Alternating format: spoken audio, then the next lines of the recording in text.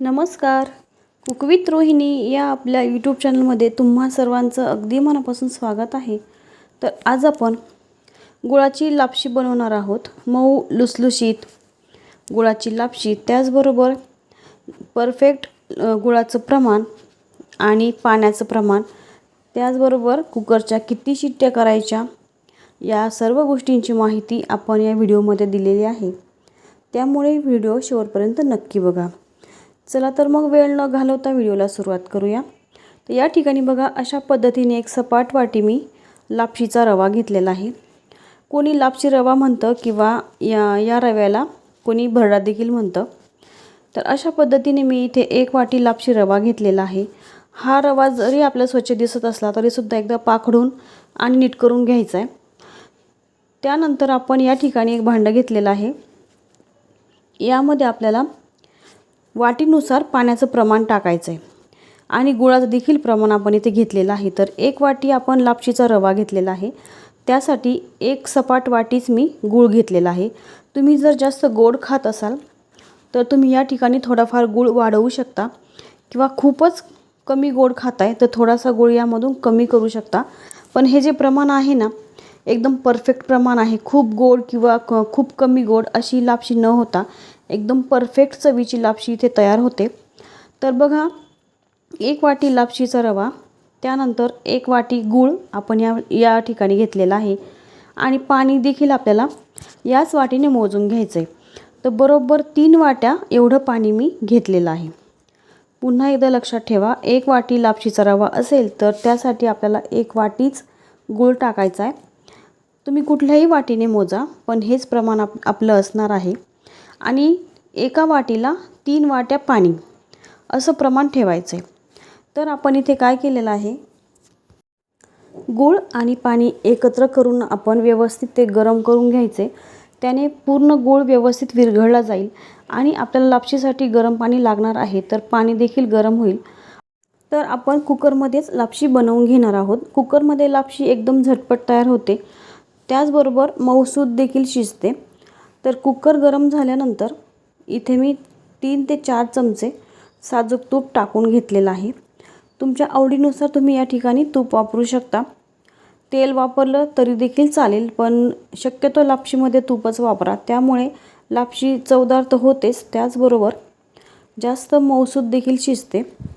तर या ठिकाणी मी भरपूर असं तूप घेतलेलं आहे आणि तूप विरघळल्यानंतर त्यामध्ये आपण ओलं खोबरं घ्यायचं आहे. तर आपण लापशीमध्ये आपल्या आवडीनुसार ड्रायफ्रूट्स किंवा ओलं खोबरं वापरू शकतो. तर या ठिकाणी मी भरपूर असं ओल्या खोबऱ्याचे पातळ उभे काप करून घेतलेले आहेत आणि ते मी आता व्यवस्थित परतून घेणार आहे. बघा, जवळजवळ अर्धी वाटी माझ्याकडे ओलं खोबरं होतं. तर सर्वच ओलं खोबरं मी यामध्ये टाकलेलं आहे. लापशीमध्ये खोबरं खूप छान लागतं. तुमच्या आवडीनुसार तुम्ही कमी जास्त देखील करू शकता. तर थोडंसं खोबरं आपण परतून घ्यायचं आहे आणि त्यानंतर जो लापशीचा भरडा आहे किंवा लापशीचा रवा आहे तो आपल्याला त्यामध्ये टाकून घ्यायचा आहे. लापशी रवा तुपामध्ये टाकल्यानंतर गॅसची फ्लेम आपल्याला मीडियम ठेवायची आणि एकदम खरपूस खमंग वास येईपर्यंत लापशीचा रवा व्यवस्थित परतून घ्यायचा आहे. म्हणजेच आपल्याला त्या तुपामध्ये लापशीचा रवा त्याचबरोबर खोबरं एकत्रितपणे व्यवस्थित भाजून घ्यायचा आहे.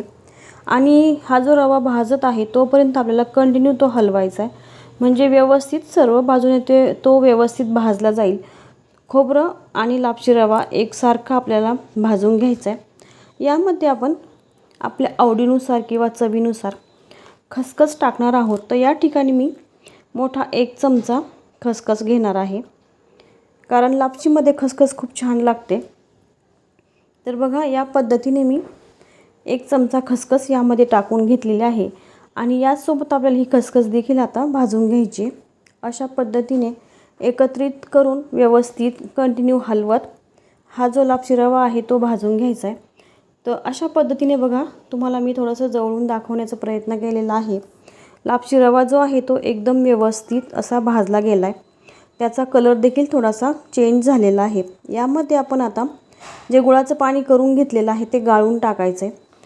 तर गुळाचं पाणी नेहमी आपण गाळूनच घ्यायचं असतं. त्यामध्ये काडी किंवा कचरा खडे असतात बघा. चाळणीमध्ये तुम्ही पाहू शकता किती कचरा या गुळामध्ये निघालेला आहे. आपण डायरेक्ट असा जर गुळ लापशीमध्ये वापरला असता तर लापशीमध्ये असं कचकच खडे दाताखाली आले असते, लापशी आपली खराब झाली असती. त्यामुळे या ठिकाणी आपण नेहमीच गुळाचं पाणी करून गाळून टाकायचं आहे. आणि यानंतर आपल्या आवडीनुसार किंवा आपल्या चवीनुसार यामध्ये वेलची पावडर आणि सुंठ पावडर आपण टाकून घ्यायची आहे. तर माझ्याकडे एकदम छोट्या साईजचा चमचा आहे, त्यानुसार मी 3 चमचे वेलची पावडर यामध्ये टाकून घेतली. आणि आपण गोड पदार्थ बनवत आहोत, तर गोड पदार्थाला मिठामुळे खूप छान चव येते. त्यामुळे मी इथे चिमूटभर किंवा आपल्या आवडीनुसार यामध्ये थोडंसं मीठ टाकून घ्यायचं आहे. त्यामुळे लापशी खूप छान चवदार अशी होते. यानंतर आता आपण कुकरला झाकण लावून त्याच्या व्यवस्थित शिट्ट्या करून घ्यायच्या. तर कुकरला लापशीच्या वेळेस किती शिट्ट्या करायच्या बघा. झाकण लावून झाल्यानंतर एकदम गॅसची फ्लेम जी आहे ती कमी न करता मीडियम ठेवायची आहे. आणि मीडियम फ्लेमवर आपण कुकरच्या 6 शिट्ट्या करून घ्यायच्यात. पूर्णपणे कुकरच्या 6 शिट्ट्या झाल्यानंतर लगेचच कुकर आपल्याला खोलायचा नाही. कुकरची पूर्णपणे वाफ जाऊ द्यायची आणि त्यानंतरच कुकर अशा पद्धतीने खोलून घ्यायचा आहे. तर बघा, कुकर मी तुमच्या कॅमेऱ्यासमोरच ओपन केलेला आहे. लापशी बघू शकता किती मऊसूद, लुसलुशीत आणि दाणेदार अशी ही लापशी इथे तयार झालेली आहे. व्यवस्थित अशी लापशी शिजलेली आहे, कुठेही करपली नाही किंवा कुठेही पाणी कमी पडलेलं नाही आहे. एकदम व्यवस्थित अशी लापशी इथे तयार आहे. याच पद्धतीने तुम्ही देखील अशी मऊसूद, मोकळी, सुटसुटीत, दाणेदार लापशी नक्की तयार करून बघा आणि मला कमेंट्समध्ये नक्की कळवा. तर आजचा जर व्हिडिओ तुम्हाला आवडला असेल तर व्हिडिओला लाईक करा, शेअर करा आणि त्याचबरोबर जर तुम्ही चॅनलवर नवीन असाल तर चॅनलला नक्की सबस्क्राईब करा. पुन्हा भेटूया नवीन व्हिडिओसोबत. तोपर्यंत धन्यवाद.